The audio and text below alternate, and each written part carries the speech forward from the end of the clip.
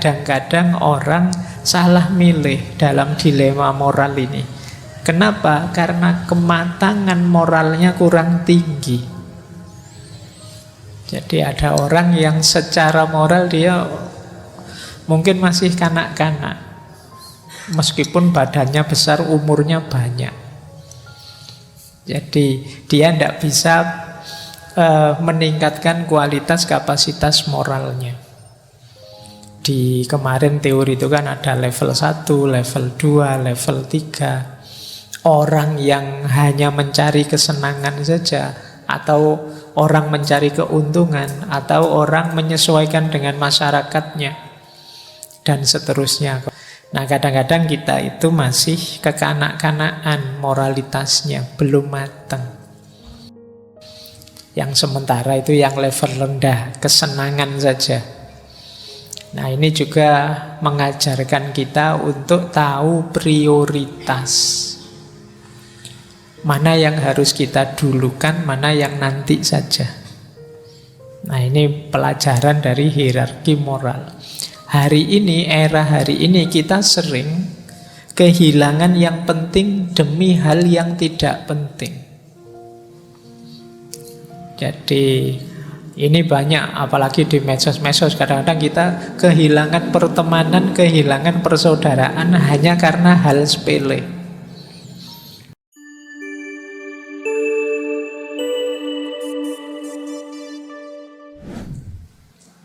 Oke, bismillah. Assalamualaikum warahmatullahi wabarakatuh.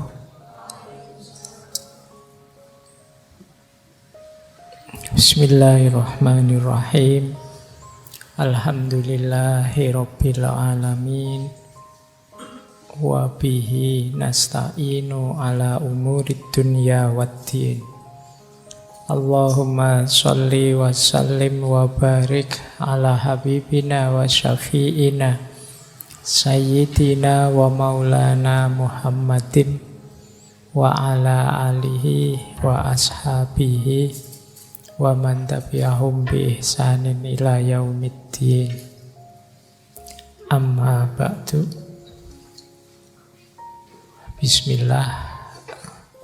Mari kita lanjutkan lagi ngaji filsafat kita. Malam hari ini sebenarnya ngajinya tidak ada temanya. Kita random saja melanjutkan pembahasan tentang moralitas yang kita tekuni bulan ini. Jadi tema etik atau moral yang saya angkat bulan ini dari 4 tokoh itu sebenarnya mengawali kegelisahan-kegelisahan moral yang banyak kita alami hari ini. Jadi misinya ke sana sebenarnya. Bulan ini kan kita membahas 4 konsep, 4 teori etik. Yang pertama tentang perkembangan moral, Lawrence Kohlberg. Kemudian yang kedua, hierarki nilai dari Max Scheler. Yang ketiga, etika tanggung jawab atau etika wajah dari Levinas. Dan minggu lalu terakhir kita membahas etika masa depan dari Hans Jonas. Jadi secara teori 4 yang kita bahas itu seperti kemarin sebenarnya membidik beberapa problem yang sering kita temui hari ini. Ini sebenarnya nanti arahnya ke situ. Kalau problem dari teorinya Kohlberg kemarin teman-teman sudah kenal ya, ada namanya dilema moral. Jadi ketika kita ingin memutuskan satu tindakan moral atau milih satu tindakan moral, itu kadang-kadang sifatnya dilematis. Dilematis itu mudahnya bukan antara yang baik dan buruk atau yang benar dan salah. Kalau tentang ini sih gampang solusinya, ya kita tetap milih yang baik, milih yang benar. Tapi kadang-kadang pilihan moral itu antara yang baik dan yang baik. Kita dipaksa untuk milih mana yang paling cocok, mana yang paling sesuai, paling relevan untuk hidup kita. Kita harus milih antara kuliah lanjut S2, S3 atau nikah dulu. Ini kan dilematis. Dua-duanya ya penting. Nikah ya penting loh, itu luar biasa. Kuliah apalagi. Nah, kalau untuk situasiku pasnya yang mana itu dilematis. Nah, ini hari ini banyak situasi-situasi dilematis. Untuk situasi-situasi dilematis ya tentu saja judgementnya tidak lagi mana benar, mana salah, atau mana baik, mana buruk, tapi mana yang sesuai, mana yang kurang sesuai. Di dalam hidup ini sering begitu, kita berhadapan dengan itu. Lawrence Kohlberg punya teori perkembangan moral itu untuk menunjukkan kadang-kadang orang salah milih dalam dilema moral ini. Kenapa? Karena kematangan moralnya kurang tinggi. Jadi ada orang yang secara moral dia mungkin masih kanak-kanak, meskipun badannya besar, umurnya banyak. Jadi dia tidak bisa meningkatkan kualitas kapasitas moralnya. Di kemarin teori itu kan ada level 1, level 2, level 3. Orang yang hanya mencari kesenangan saja, atau orang mencari keuntungan, atau orang menyesuaikan dengan masyarakatnya, dan seterusnya. Kemarin di Lawrence Kohlberg sudah dijelaskan panjang lebar. Nah, kadang-kadang kita itu masih kekanak-kanakan moralitasnya, belum matang. Kita sering memutuskan dilema itu, kita pilih yang hanya menyenangkan kita saja. Kita nyari enaknya saja. Nah, kadang-kadang ada yang mental dagang, nyari yang paling menguntungkan. Enak mana nongkrong di kafe atau ngaji? Ini sama-sama penting juga. Nah, terus kamu milih, ngaji saja Pak, di sana kan juga ada kopinya gratis. Nah, ini pertimbangan keuntungannya. Kamu tidak mikir ngajinya dapat apa, yang penting sama kan. Malah kalau di kafe bayar, itu pertimbangan keuntungan. Mungkin ada yang pertimbangan lebih tinggi, yang nanti puncaknya ya prinsip-prinsip universal. Saya melakukan kebaikan ini karena memang ini hakikatnya baik. Nah, ini yang pertama. Jadi ayo, pesan dari materi pertama kita, ayo jadi orang yang matang secara moralitas, tidak kekanak-kanaan. Kekanak-kanaan itu berarti masih pertimbangan moralnya masih level-level awal, hanya nyari seneng, nyari untung, dan seterusnya. Yang kedua, kemudian kita ketemu dengan Max Scheler. Dia punya hierarki nilai. Kalau tadi dilema moral, di Max Scheler ini tentang anggapan moral. Kalau di Scheler kan kita membaca apa saja, intuisi kita main. Oh, ini indah. Oh, ini baik. Oh, ini sakral, dan lain sebagainya. Nah, ini anggapan moral. Scheler ngajari kita hierarki. Ada nilai-nilai moral yang mutlak universal, ada nilai-nilai moral yang sementara. Yang sementara itu yang level rendah, kesenangan saja. Nah, ini juga mengajarkan kita untuk tahu prioritas. Mana yang harus kita dulukan, mana yang nanti saja. Nah, ini pelajaran dari hierarki moral. Hari ini, era hari ini, kita sering kehilangan yang penting demi hal yang tidak penting.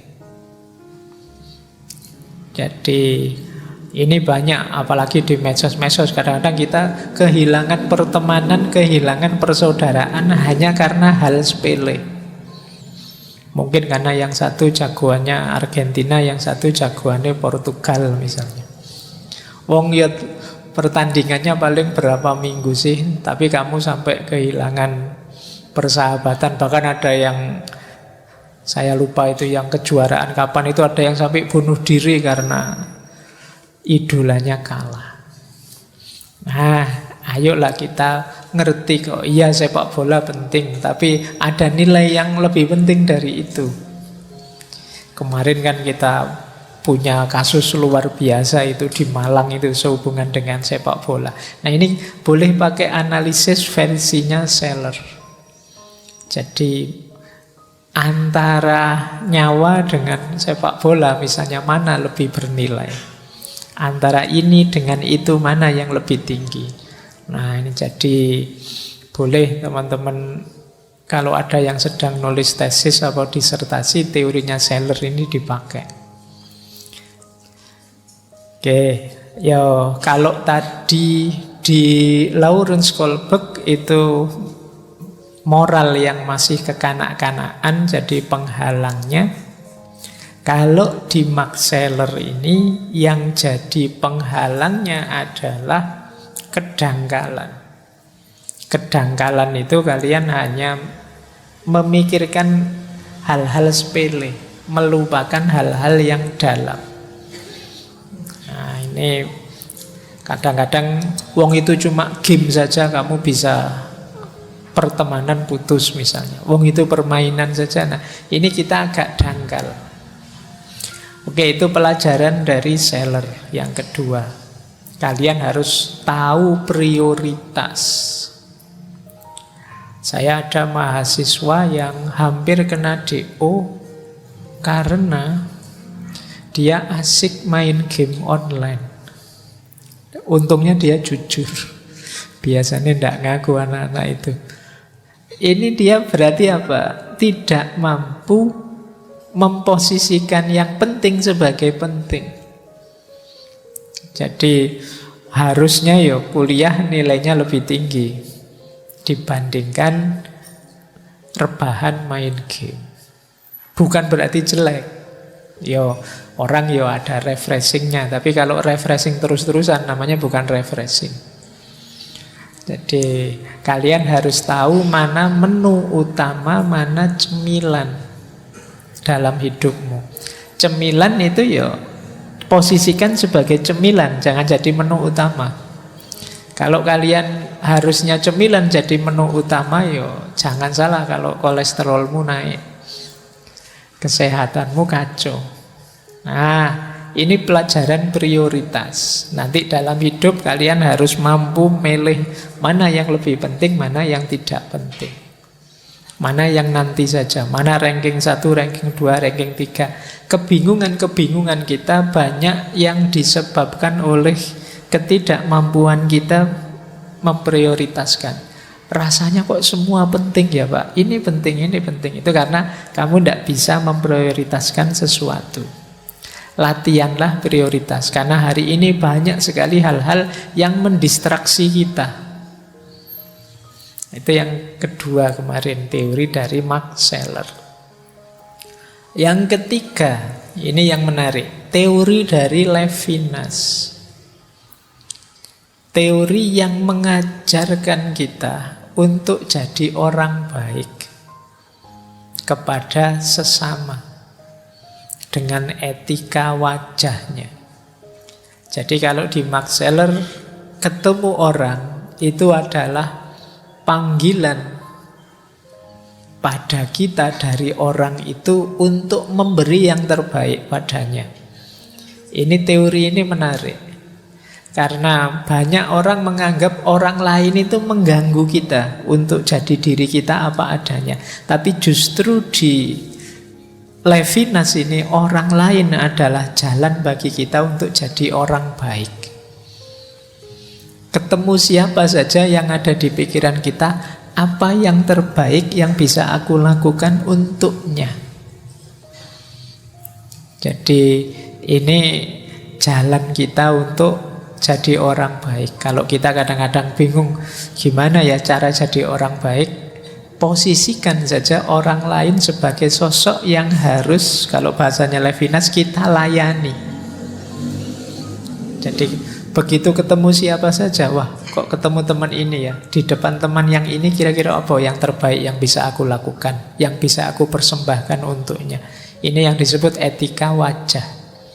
Begitu wajahmu muncul di depanku, yang ada di pikiranku apa yang terbaik yang bisa aku berikan padamu. Nah, ini kalau saya omongkan gini ringan ya, tapi kalau dijalankan ya abot. Kenapa orang itu cenderung egois? Dia selalu yang dipikir dirinya sendiri. Etikanya Levinas menantang egoisme kita. Nah, orang itu belum terbukti kebaikannya yang sejati sebelum kelihatan kebaikannya di depan orang lain. Kamu kan tidak bisa ngaku, Pak aslinya saya itu baik kok Pak, cuma tidak kelihatan saja. Tidak ono. Harus kelihatan dan itu kepada orang lain. Nah itu teorinya Levinas. Oke ya, ini menarik kalau kalian bawa ke mode hidupmu hari ini sehari-hari termasuk di dunia maya. Jadi termasuk pergaulanmu di media sosial. Jadi mungkin di level konkret dunia nyata kita mungkin sering berperilaku seperti Levinas ini. Ingin berbuat baik pada orang lain. Tapi kadang-kadang kita lupa kalau sudah masuk dunia maya. Nah nanti kita lihat ya, ada beberapa yang kita gelisahkan sehubungan dengan ini. Yang keempat, melanjutkan Levinas, sama-sama dari tradisi etik tanggung jawab.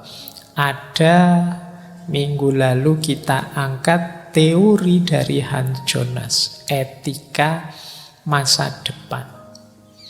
Ini mirip dengan Hans Jonas, tapi dia minta kita, mbok yo kita itu ndak cuma mikir orang lain, tapi pikir juga masa depan. Ya ini mungkin sederhananya versinya Hans Jonas ya termasuk lingkungan alam sekeliling kita yang nanti kita tinggalkan untuk anak cucu kita. Tapi saya tambahkan ada lagi yang lebih penting hari ini yang perlu kita perhatikan untuk nanti diwariskan pada anak cucu kita, yaitu perilaku dan moralitas itu sendiri. Belakangan banyak hal-hal buruk, hal-hal immoral yang diwajarkan, dinormalkan. Nah ini khawatir nanti jangan-jangan generasi yang akan datang tidak kenal lagi nilai-nilai moral luhur utama yang hari ini kita junjung tinggi. Karena pelanggaran-pelanggaran norma moral kita normalkan, kita anggap biasa.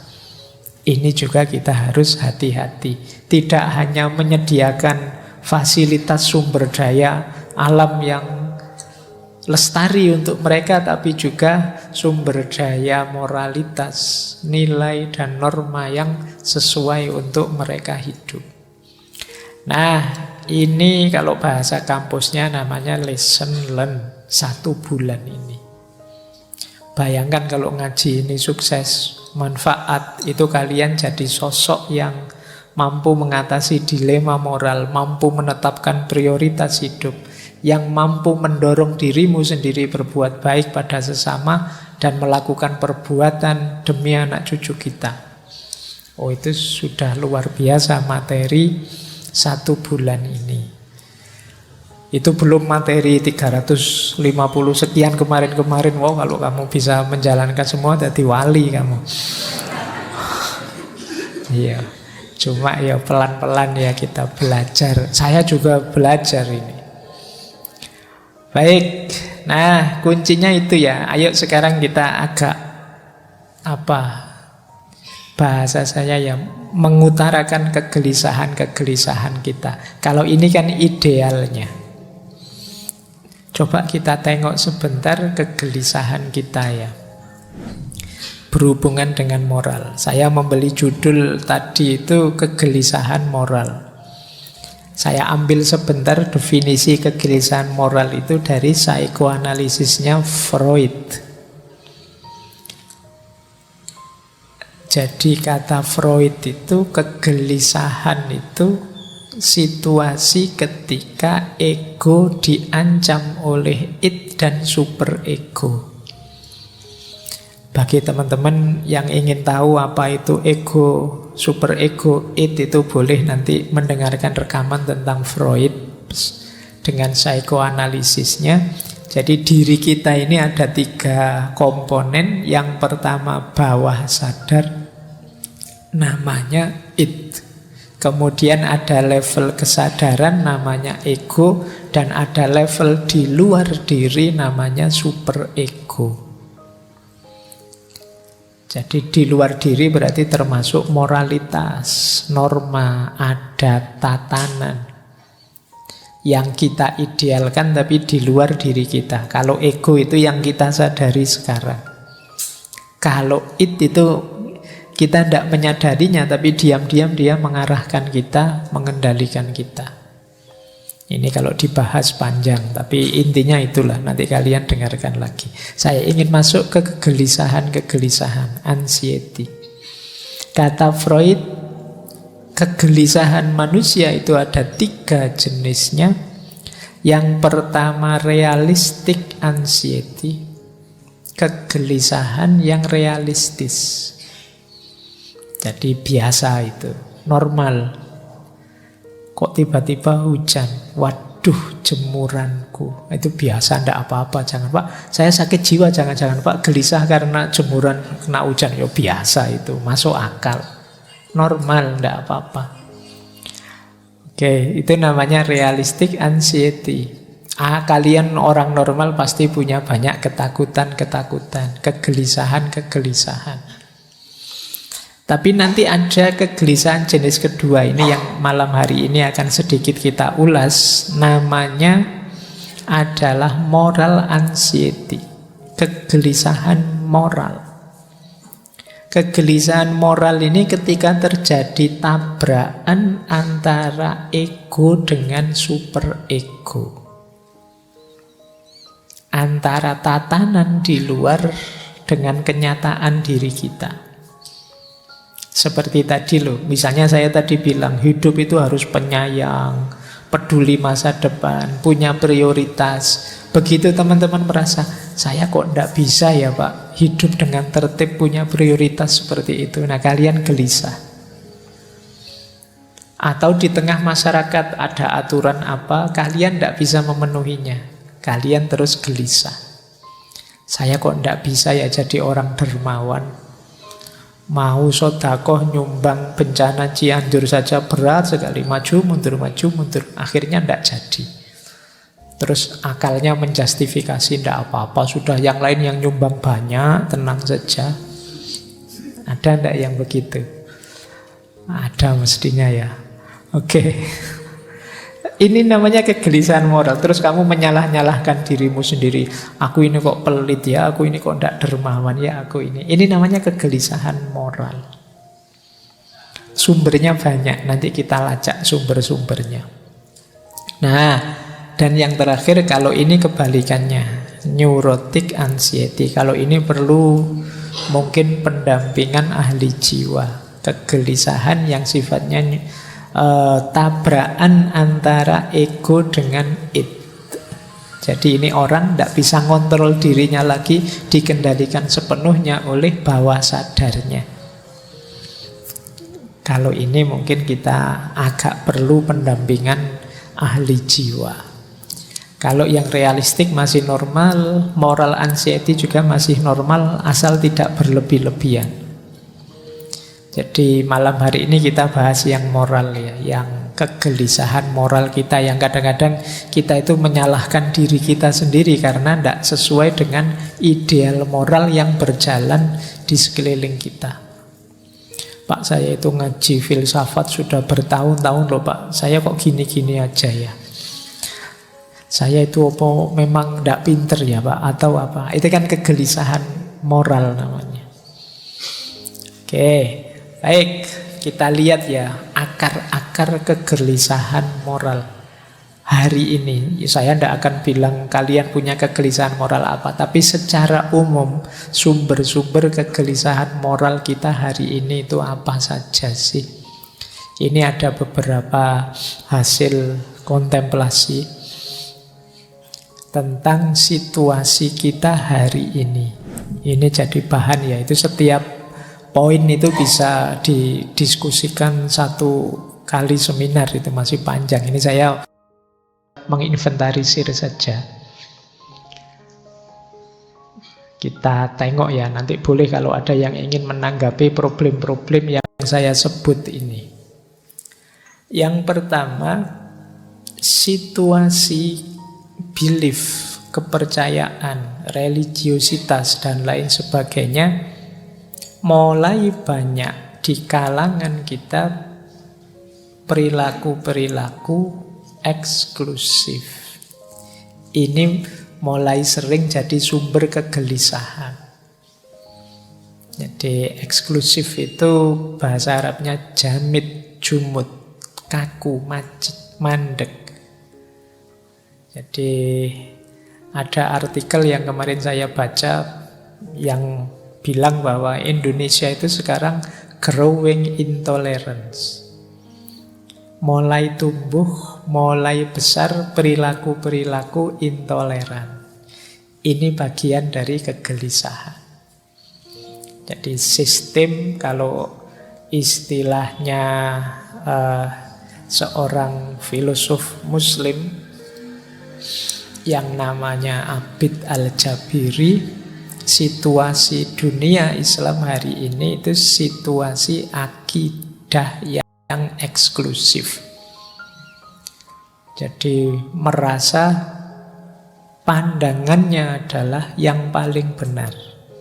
Tidak bisa membedakan antara agama dengan pemikiran keagamaan. Ini katanya Abid Al-Jabiri tadi. Jadi orang sulit membedakan ini Al-Quran. Kalau Al-Quran pasti benar. Kalau ini pemahamanku terhadap Al-Quran bisa saja keliru. Wong aku manusia. Nah, orang susah membedakan ini. Seolah-olah pemahamanku terhadap Al-Quran itu levelnya sama kayak Qurannya. Tidak boleh disalahkan. Nah, ini mengundang kegelisahan-kegelisahan. Wong ulama zaman dulu saja itu kalau sudah mengeluarkan pikiran-pikiran luar biasa selalu mengakhirinya dengan wallahu a'lam bissawab. Allah lah yang tahu yang paling benar yang mana. Kalau aku manusia hanya berusaha mencapai pengetahuan, mencapai kebenaran itu. Aku bisa salah. Kalau Al-Quran pasti benar. Pemahamanku terhadap Al-Quran juga bisa keliru. Kesadaran ini sulit dimiliki hari ini ya. Orang mungkin karena pengaruh medsos dan lain-lain, nanti kita lihat, membuat terus situasinya jadi jamit tadi, kaku. Nah, ini PR ya. Saya bilang setiap tema bisa dibahas panjang lebar. Saya mancing saja. Silahkan nanti kalian renungi situasi ini. Yang kedua, kalau tadi sistem kepercayaannya, sistem sosial kita. Sistem sosial kita hari ini modelnya masih model Qabilah. Qabilah itu sistem sosial yang fanatik. Ya kalau zaman dulu Qabilah itu suku ini, suku itu. Kalau sekarang ya mungkin aliran ini, aliran itu, partai ini, partai itu, mazhab ini, mazhab itu. Jadi sistem sosial yang fanatik. Jadi kalau bahasa Arabnya ya asobiyah. Ini jadi akar kegelisahan moral juga hari ini. Kalau orang sudah fanatik itu right or wrong ya karena aliranku ya harus aku bela. Karena kelompokku harus benar terus. Nah ini perlu juga jadi bahan renungan kita ya. Ada kegelisahan semacam ini hari ini. Apa dulu ndak ada, Pak? Dulu ya ada. Sekarang lebih kelihatan karena media sosial. Yang ketiga, sistem budaya. Sistem budaya kita masih polanya inferiority. Kita ini masih sering rendah diri. Sehingga akhirnya modelnya di situ tak tulis taklid. Jadi taklid itu ya ikut saja pokoknya. Ikut idola-idola. Semoga di sini tidak ada yang mengidolakan ngaji filsafat. Karena diidolakan itu diberhalakan. Jadi ya ini ngaji bagus tapi tidak selalu isinya mesti baik, mesti benar. Mungkin benar tapi tidak selalu relevan sesuai untuk hidupmu dan seterusnya. Jadi kalian harus kritis. Jadi jangan bikin kobilah sendiri. Kita sudah terlalu banyak kobilah. Ayo yang cair. Nah, jadi sistem budayanya kita hanya niru taklid. Untuk budaya sendiri kita agak inferior. Boleh dicek dalam banyak hal. Trenkah? Tradisikah? Acara, kegiatankah? Itu biasanya kita kiblatnya kemana-mana. Film saja sama-sama film laga gitu ya tetap milih yang luar kita. Yang film kita anggap level film apa Indonesia apa. Enggak. Yang luar. Kita masih inferior. Jangankan yang budaya, mau kita ketemu orang luar saja kadang-kadang kan rasanya beda. Sudah mahasiswa S2, S3 ketemu turis saja ngajak ngomong saja grogi, khawatir diajak ngomong bahasa Inggris. Merasa Inggrisnya tidak bagus. Kalah berani sama guide-guide itu kadang nekat. Pedagang-pedagang itu juga lebih berani dari kalian kadang ngomongnya. Masih ada inferiority secara budaya.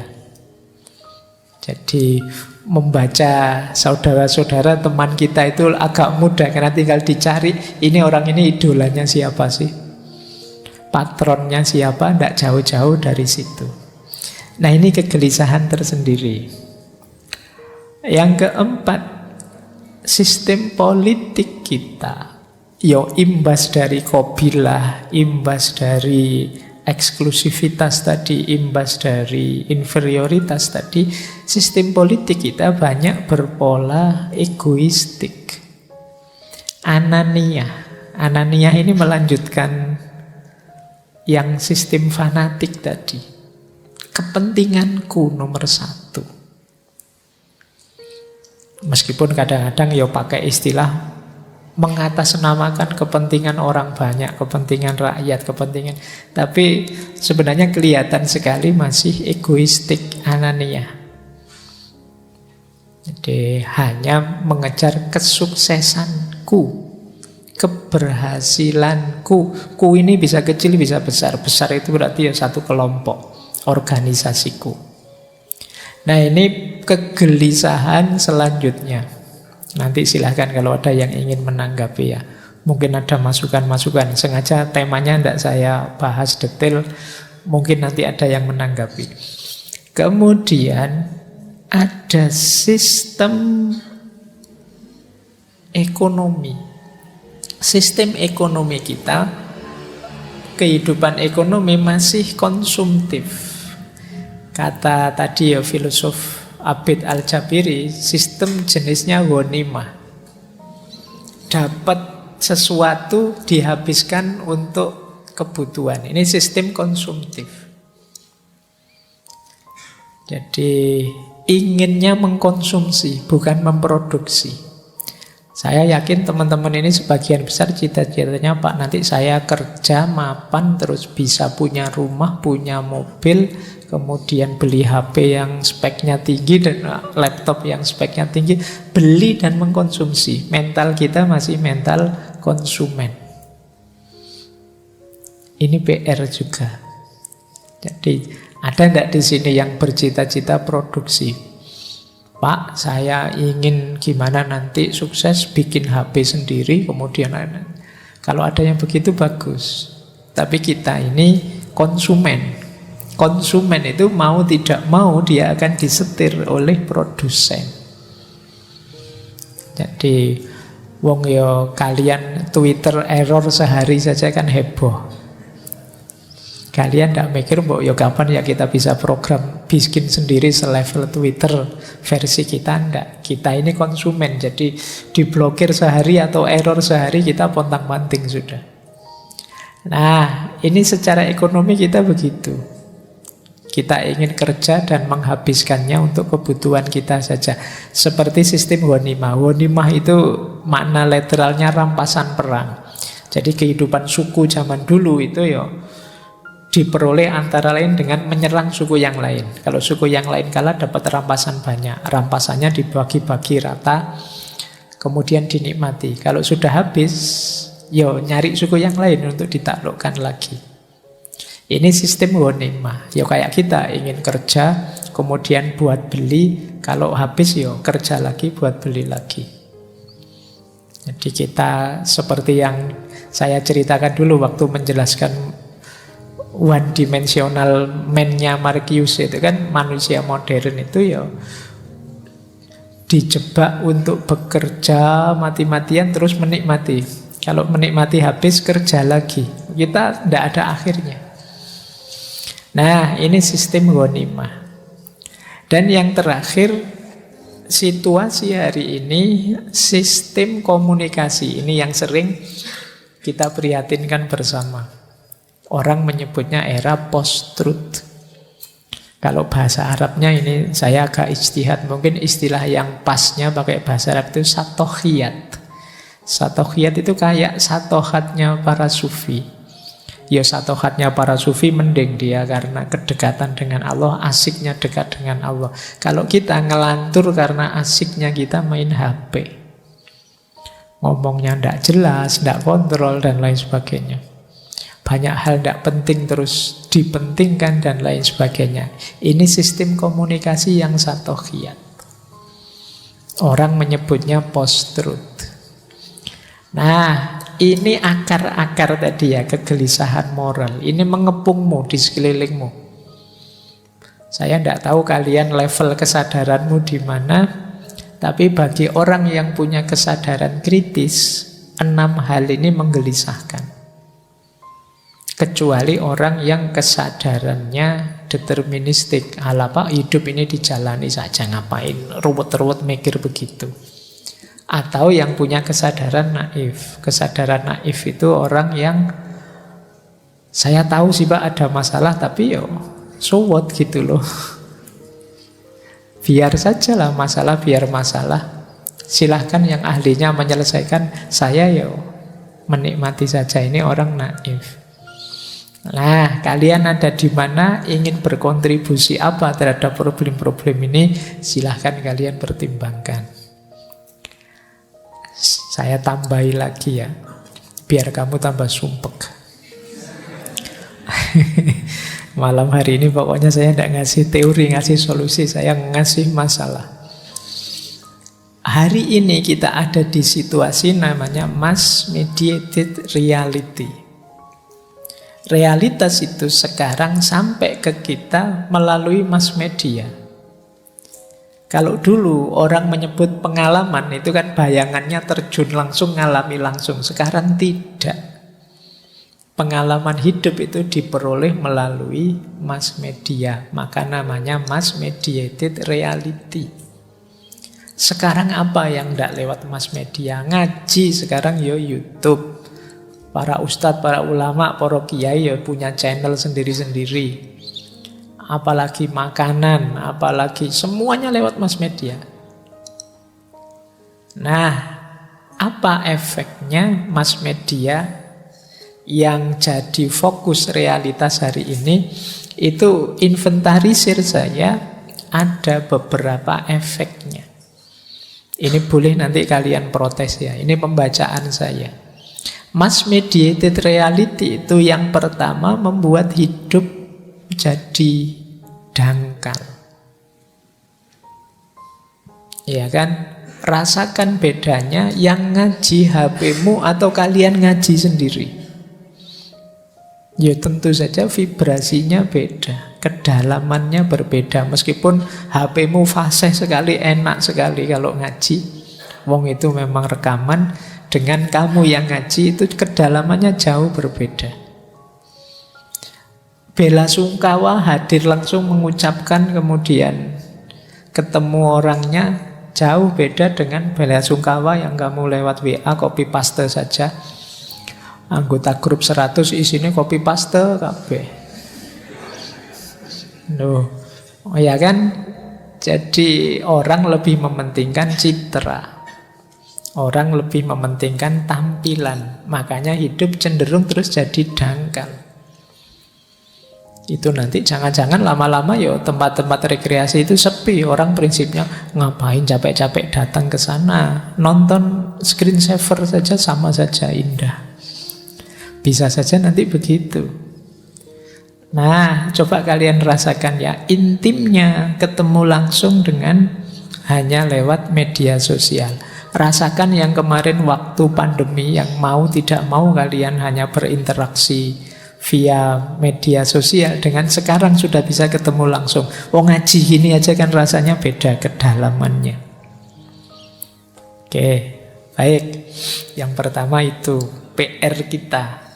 Bukan berarti kalau begitu ndak HP-HP-nan Pak, ndak. Ya kamu harus lebih cerdas menyikapinya. Yang kedua, hari ini itu noisy, riuh. Kenapa? Orang semua ingin menunjukkan dirinya. Karena citra dianggap lebih penting daripada kenyataannya. Jadinya ruamenya luar biasa.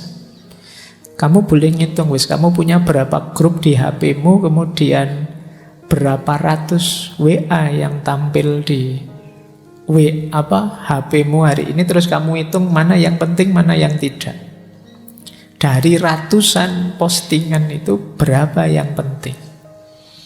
Kadang-kadang kan kamu buka TikTok itu kan, kalau pas bagian serius kamu skip, bagian dagelan lucu-lucu kamu tengok, nanti bagian apa kamu tengok.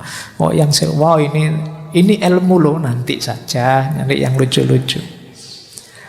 Jadi rame, riuh, entah berapa ribu, berapa juta tiap hari postingan. Tapi berapa persen dari semua itu yang berbobot, meningkatkan kualitas hidup kita. Yang ketiga, kita ini sering kegemukan informasi. Ini jangan dikira nyaman.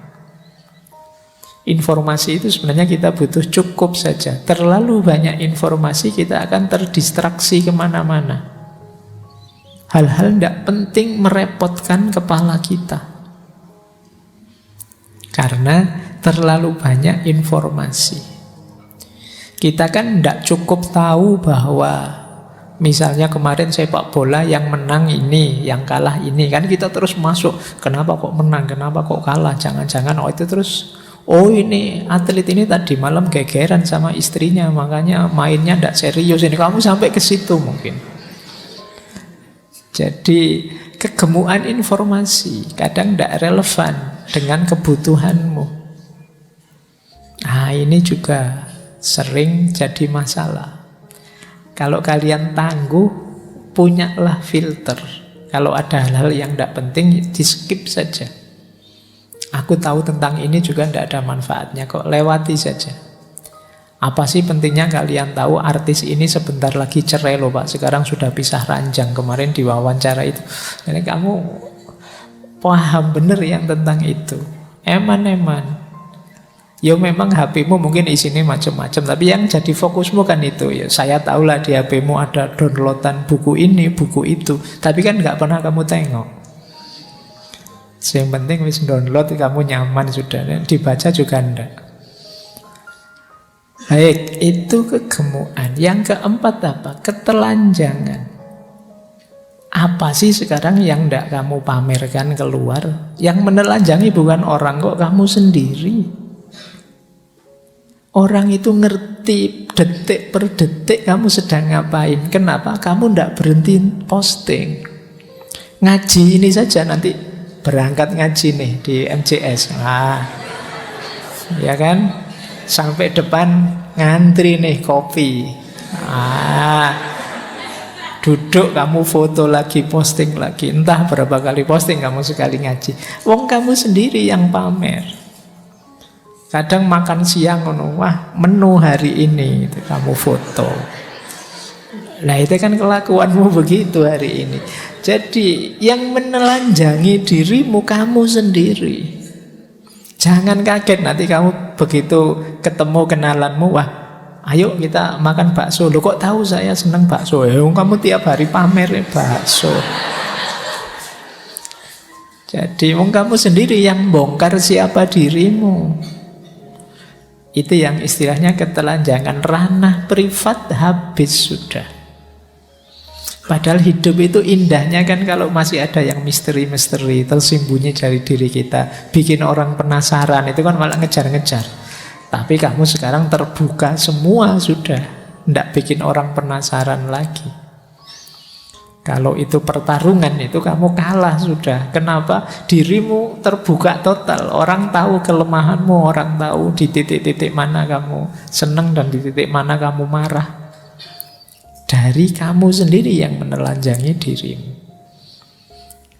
Nah, kemudian ada lagi istilah saya kengawuran. Ini ada istilah misinformasi, disinformasi, malinformasi.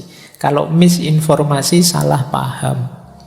Disinformasi itu kita tahu ini berita tentang itu tapi kita pakai untuk yang lain. Ini sebenarnya berita kecelakaan tapi kita pakai ada pembantaian misalnya. Disinformasi. Ada malinformasi, kita memang sengaja ngarang biar rame yuk. Nah itu malinformasi. Ini kok grup sepi ya. Wah kamu terus bikin goro-goro apa, posting gambar yang apa, yang terus kamu komentari apa, orang jadi rame. Cuma ingin bikin rame saja. Terus kita ngawur hari ini. Kita sering dibingungkan oleh hal-hal yang ngawur itu. Selain ngawur apa? Ngeyel. Saya tidak tahu bahasa Indonesia ini ngeyel itu apa. Ya tak tulis ngeyel saja, kengeyelan. Keras kepala mungkin ya pasnya ya. Jadi ngeyel itu gimana sih hari ini? Kalau zaman dulu orang itu kayak filsafat ya, kayak René Descartes itu I think therefore I am. Aku berpikir maka aku ada. Kalau sekarang enggak, I believe therefore I am right. Pokoknya kalau aku yakin benar ya benar wis pokoknya. Wis kamu dikritik enggak bisa sudah. Nanti didukung oleh Google juga kan. Pendirianmu itu selalu disupport oleh Google. Pencarianmu selalu diberi lebih oleh Google. Kamu tambah ngeyel sudah. Nah, begitu kamu cari apalah misalnya Fakhruddin Faiz sesat misalnya. Itu sampai besok kamu ditawari terus sama Google betapa sesatnya Fakhruddin Faiz. Itu yang namanya filter bubble itu kan. Peradaban ngeyel. Nah, coba ya. Ini sumber-sumber kegelisahan moral kita hari ini sehubungan dengan mass mediated reality tadi. Baik, saya tambahi. Dampaknya jangan dianggap sepele. Untuk kita individu secara psikologi ada namanya online disinhibition effect. Orang lepas kontrol begitu masuk dunia maya. Rusak moralmu dan kamu tidak peduli. Kenapa? Kalau di dunia nyata kamu berperilaku immoral kelihatan langsung, tapi di dunia maya tidak. Kamu tidak sadar itu. Kamu diam-diam bohong, diam-diam bikin berita palsu, diam-diam bikin goro-goro. Tenang saja Pak, saya punya akun anonim, saya punya akun yang fake account. Jadi saya bohong, kamu anggap seperti itu aman, kamu tidak sadar betapa itu merusak dirimu sendiri. Jangan dikira mentalitas seperti itu hanya bikin rame yang di luar dirimu, bikin masalah di luar. Kerusakan moralmu yang diprihatinkan. Orang lain tidak tahu, tapi dirimu kacau, dirimu rusak. Jadi kalian bikin berita bohong, komen yang ngaco, merusak, menghancurkan reputasinya orang, dan kalian seneng-seneng saja dengan itu. Lumayan rame, padahal saya tadi bohong loh, sekarang rame, asik ini. Nah, seolah-olah itu aman. Ya mungkin aman, kamu tidak ditangkap polisi, tidak ketahuan, tapi moralmu rusak. Ini kalau masif tadi ya, hubungannya dengan generasi. Bagaimana nanti bangunan moral generasi yang akan datang. Yang kedua, ada fear of missing out. Ini orang sering pakai istilah FOMO. Takut kalau tidak eksis. Akhirnya kamu memaksakan diri harus tampil terus di dunia maya, harus tampil terus, posting apa saja. Ini namanya fear of missing out. Tidak penting pun, yang penting kamu tampil. Akhirnya ada orang share apa, kamu lanjutkan, kamu share lagi. Ada orang ngirim apa, kamu tidak paham. Ini ngirim apa tuh, kok sulit, alah kok apik, tak share lagi aja. Padahal mungkin kamu tidak sadar itu. Banyak hal yang mungkin merusak di situ, banyak hal yang membingungkan orang. Yang penting kamu tampil. Kalian kan gelisah kalau grupmu sepi. Grup ini kok sepi banget ya, terus meme-nya banyak tentang grup yang sepi itu. Seolah-olah kalau sepi berarti kamu tidak ada. Kalian ingin tampil terus, eksis terus. Kadang-kadang kalau ada teman sakit atau ada anggota grup yang keluarganya meninggal, itu kan yo perlombaan innalillahi, perlombaan bela sungkawa. Tidak cukup satu orang, kami semua dari grup ini mengucapkan, tidak semuanya. Akhirnya terpaksa kita harus menghapusi satu-satu postingan karena penuh kuotanya. Jadi itu fear of missing out. Seolah-olah kalau belum tampil, belum ada. Makanya kalian setiap kali posting kan bolak-balik kamu tengok kira-kira yang sudah melihat berapa, yang sudah nge-like berapa ya. Semakin banyak yang nge-like, semakin banyak yang lihat, kamu merasa semakin eksis. Jadi kamu eksis atau tidak, kamu ukur sejauh mana postinganmu viral. Ini saya posting sejak kemarin, yang like kok cuma 2 saja. Itu pun yang satu akunku sendiri, yang satunya iya, itu kamu gelisah mesti ya, karena khawatir jangan-jangan aku sudah tidak dipedulikan orang lagi. FOMO, fear of missing out.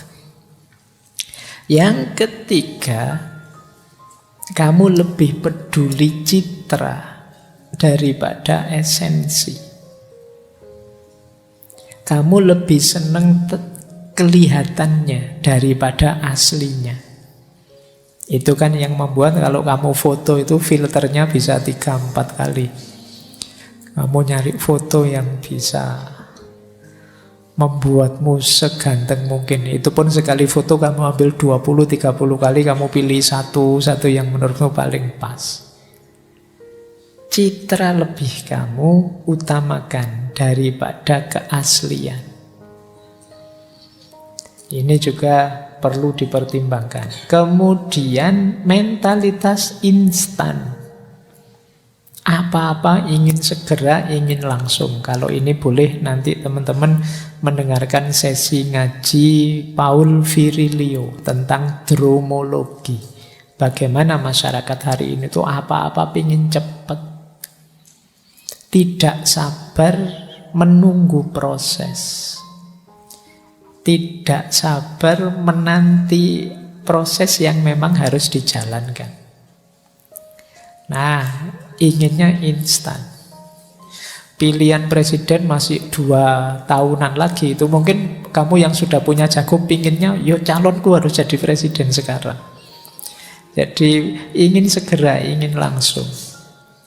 Nah, ini nanti efeknya besar untuk kehidupan hari ini. Perhatikan juga problem kelemahan dalam alarming intuition. Alarming intuition itu sinyal bahaya dari dalam diri kita sendiri. Karena kita bergumul dengan kepalsuan-kepalsuan, citra-citra yang tidak sejati, kita tidak peka lagi terhadap yang sejati. Bahkan mungkin kita tidak sadar sedang melakukan bahaya. Termasuk yang diramalkan oleh Han Jonas sendiri. Ini sebenarnya kita sedang bunuh diri menuju situasi kiamat bareng-bareng. Sinyal bahaya dalam diri kita mulai melemah. Jadi seolah-olah itu biasa saja, normal saja. Nah, ini juga PR kita semua. Dan yang terakhir tentu saja ketidakpastian. Mana yang memang sejati benar, mana yang asli, mana yang esensial, kita sulit membedakannya hari ini. Apalagi efek untuk dunia sosial, ini lebih parah lagi. Narasi cerita kita itu bisa lebih kita anggap benar dibandingkan data. Viral jadi patokan. Kalau viral berarti benar, kalau enggak berarti tidak. Jadi logikanya hari ini banyak pakai logika viral atau enggak viral. Kebenarannya orang banyak kita pastikan benar. Cara berpikir ini kan terus dimanfaatkan oleh berbagai pihak. Misalnya dengan fenomena buzzer-buzzer itu. Kenapa yang seperti ini laku? Karena selama ini kita berpikir yang didukung orang banyak atau yang viral itulah yang benar. Coba cara berpikir kita tidak begini, mungkin ya buzzer-buzzer tadi tidak laku. Begitu, wah ini trending nomor 1, tidak masalah, tidak mesti benar juga kok. Sekarang nomor 2 Pak trendingnya, ya terserah lah. Itu nomor 1 atau nomor 2, ya kalau salah ya tetap salah. Nah, cara berpikir kita tidak begitu. Akhirnya kita dikendalikan oleh viral dan tidak viral. Yang uangnya banyak, kuotanya banyak, bisa bikin akun puluhan, ratusan, menang dia. Kamu tadi cuma di like 2 orang, dia bisa beli follower langsung di like 500 orang, 1000 orang. Karena logika viral ini. Kemudian jangan lupa efeknya untuk masyarakat tentang polarisasi. Saya bilang tadi, betapa ada istilah filter bubble. Filter bubble itu seperti Google, dia akan menyeleksi, milih informasi, berita apapun yang cocok untuk kita. Maka kita tambah mantep dengan kebenaran kita, tambah yakin salahnya yang lain, kita tambah terpolarisasi. Kita lebih suka mendengarkan gema suara kita sendiri lewat Google. Loh kan saya bener toh, nah kan saya lu cocok toh, buktinya ini, buktinya ini. Dan Google menyuplai terus bukti-bukti yang cocok. Bukti yang lain nggak ditampilkan ke kita, dia memberi yang kita inginkan saja. Ini problem.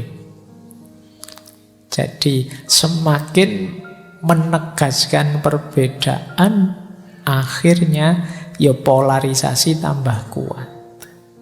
Ideologi-ideologi semakin bermunculan, kita rasanya semakin jauh dengan sesama saudara. Nah, yang terakhir tentu saja banyak hal yang penting terlewatkan hanya untuk hal-hal yang tidak penting. Ini juga perlu jadi perhatiannya teman-teman. Ini dampaknya. Jadi arena hidup kita hari ini yang mengundang kegelisahan moral tadi agak berat. Kita berhadapan dengan mass mediated reality, kita berhadapan dengan situasi sosial, ekonomi, politik, budaya, agama, komunikasi yang perlu dibahas lagi. Ada banyak yang menggelisahkan. Saya tidak bilang semuanya begitu, tapi fenomena semacam ini mulai bermunculan. Baik, nah kegelisahan tadi, kalau melanjutkan Freud tadi, kadang-kadang memicu orang melakukan ini, defense mechanism. Jadi defense mechanism itu orang tidak menyelesaikan masalah, tapi kemudian mencari pelarian dengan caranya sendiri dari masalah. Hari ini banyak. Yang saya bilang tadi, masalah-masalah tadi bukan tidak disadari loh. Sangat banyak orang yang sudah sadar. Wong seminar-seminar tentang ini kan sudah di mana-mana dilakukan. Tapi ada orang yang repression itu disingkirkan itu semua dari kesadarannya, dari pikirannya. Sudahlah, tidak usah mikir itu, ngapain. Ya kayak kalian nanti lo setelah ngaji ini selesaikan, sudah balik lagi seperti sebelumnya. Ini namanya repression. Kegelisahan yang saat ini muncul nanti kamu singkirkan. Itu namanya repression. Ada lagi yang kedua, denial. Denial itu orang menyangkal, enggak lah, enggak begitu. Yo ada yang begitu, tapi yo enggak semuanya lah, enggak begitu-begitu amat lah. Denial, menyangkal. Ini juga cara defense mechanism. Jadi ini tidak mencari solusinya, tapi ingin keluar dari masalahnya dengan mekanisme kejiwaannya. Ada lagi yang reaction formation. Reaction formation itu melakukan perilaku yang berlawanan. Jadi misalnya reaction formation itu kamu suka seseorang itu kok dia rasanya cuek, kamu melakukan reaction formation. Kayak kamu benci padahal kamu senang. Tiap hari dikritiki, terus tiap hari dipermasalahkan, terus itu sebenarnya menunjukkan kamu perhatian, kamu senang. Ini namanya reaction formation. Nah, berhadapan dengan problem-problem yang saya jelaskan di atas, reaction formation itu yaitu tadi menunjukkan perilaku yang sebaliknya. Harusnya senang menampakkan benci, harusnya benci yang ditampakkan senangnya. Ini juga sering jadi pelarian.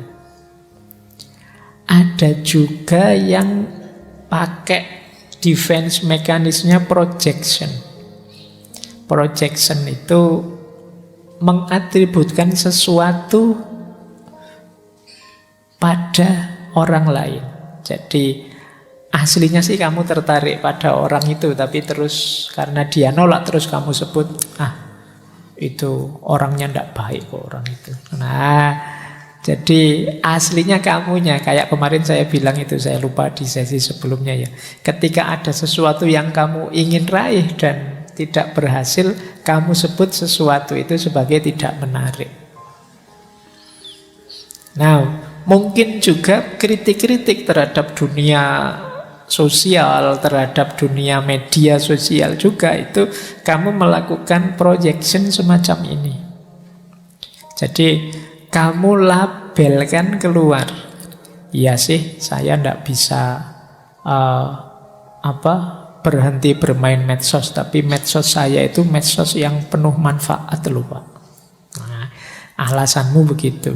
Wong saya tidur aja HP saya ngaji loh Pak, sholawatan loh Pak. Kamu alasanmu kamu. Jadi kamu tahu sebenarnya kamu itu tidak banyak melakukan yang buruk-buruk, tapi kamu proyeksikan ke lain bahwa tidak juga, saya juga melakukan yang baik-baik juga kok. Ya biar aja HP-mu yang nanti masuk surga duluan.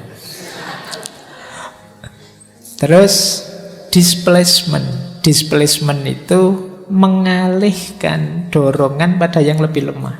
Ini displacement. Saya pingin sih Pak untuk menyelesaikan problem, saya tidak terikat HP, saya medsosan yang baik-baik saja. Tapi kan tugasnya pemerintah Pak itu untuk blokir untuk itu. Saya tinggal jalan saja. Ini namanya displacement. Ada sasaran tembak yang mudah. yang membuatmu jadinya tidak bertanggung jawab. Ya salahnya sendiri Pak. Harusnya kalau tidak boleh ya diblokir saja. Kalau masih ada ya saya main. Nah, ini namanya displacement nantinya. Kamu melarikan diri dari problemmu. Ada lagi regression. Kalau regression ini mundur sebentar. Ya sudahlah Pak, saya tidak main HP lagi, tidak main itu lagi. Tapi yo untuk komunikasi kan tetap Pak. Nanti biasanya kalau sudah begitu balik lagi. Awalnya sih niatnya komunikasi. Nah itu saya tidak main aneh-aneh lagi. Pokoknya HP itu. Itu biasanya tidak bertahan setengah hari. Begitu ada iklan FYP, kamu sudah gatel, ingin buka sudah. Nah itu namanya regression. Ada lagi sublimation. Sublimation itu mengalihkan. Jadi, wah saya gantilah. Biar ndak asik main HP terus, tak ganti sepedaan lah. Tak ganti berkebun lah. Tak ganti apalagi berternak lah. Semoga lah macam ini namanya disublimasi. Kayak kemarin waktu pandemi kan kalian aktivitasnya kurang, diganti apa saja untuk ngisi waktunya. Biasanya ya ndak tahan lama juga. Wong ini defense mekanisme melarikan diri dari masalah sebentar. Dan yang terakhir ada rationalization. Rationalization itu ya kamu mencari argumen-argumen untuk membenarkan sebenarnya kamu itu salah.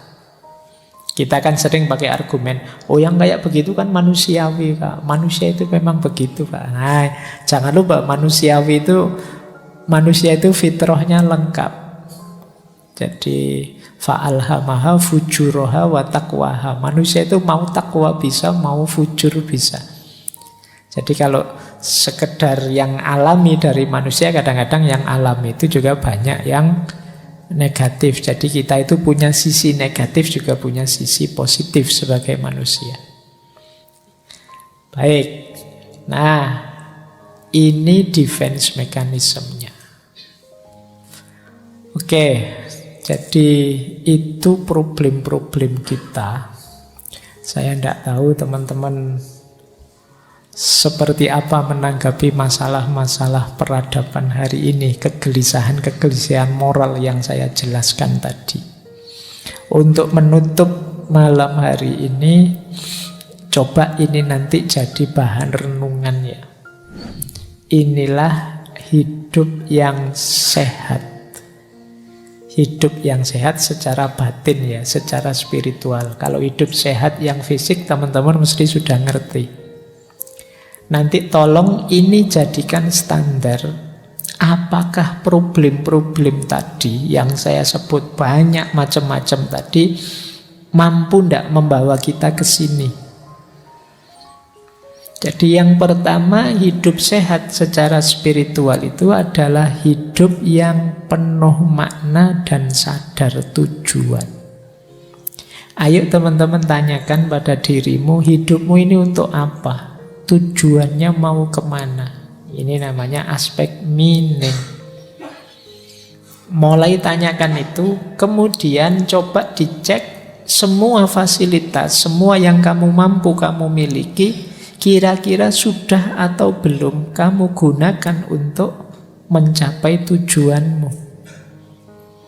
Nah, ini standar pertama ya. Ayo hidup yang bermakna. Bukan berarti kamu tidak boleh main HP, tapi HP-mu mendukung terhadap kebermaknaan hidupmu dan realisasi tujuan hidupmu. Yang kedua, value. Value itu hidup yang menghargai kepercayaan dan tatanan. Hidup yang punya standar.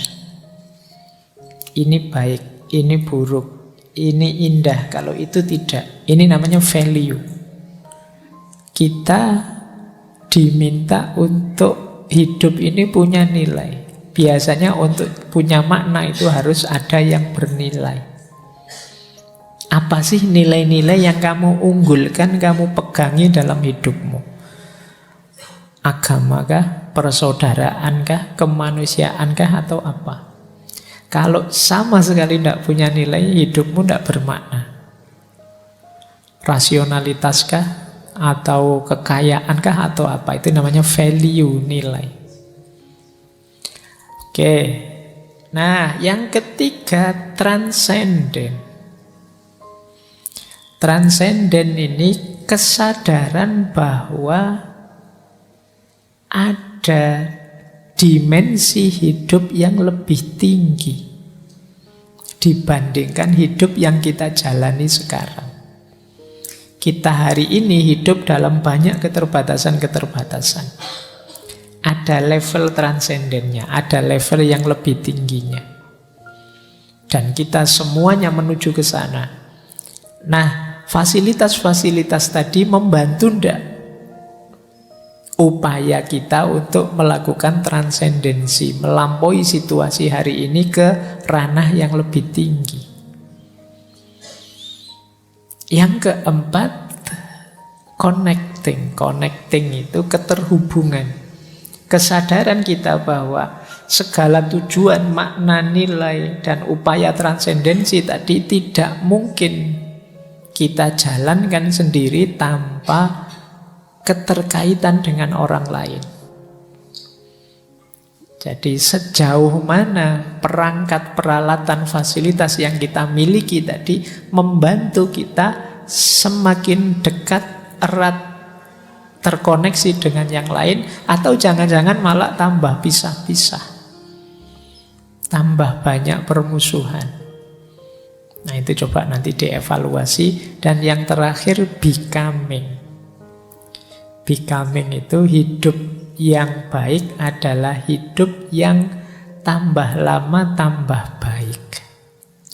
Maka kita hendaknya melakukan refleksi, ini hidup saya tambah baik apa enggak ya? Kemarin saya gimana, sekarang gimana? Dulu saya zaman waktu SMA itu Pak, rajin tahajud Pak, ngaji.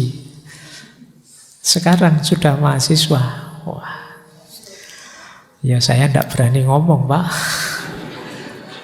Iya, tapi sekarang saya tambah pinter Pak, tambah ngerti dalil, tambah ngerti. Iya, jadi coba dicek, kamu tambah baik apa enggak? Ya harusnya tambah mahasiswa. Kalau dulu tahajudnya 4 rakaat, ya sekarang 12 rakaat misalnya, itu sip. Dulu ngajinya 3 bulan sekali baru khatam, ya sekarang 1 bulan bisa khatam saya Pak. Itu luar biasa, meningkat namanya. Apakah begitu hidupmu atau tidak? Becoming atau tidak? Tambah baik, tambah baik. Nah, ayo ya dievaluasi. Biar tidak hanya yang sehat jasmani kita, rohani kita juga harus sehat, yaitu hidup yang bermakna, bernilai, transenden, connecting, dan becoming. Seperti apa sih mengaitkan kegelisahan moral tadi dengan kesini? Nah, itu tugas kalian masing-masing, mencari relevansinya untuk hidupmu. Bagaimana menggunakan, mentransformasi semua problem tadi jadi solusi demi hidup yang sehat secara rohani, tidak hanya sehat jasmani.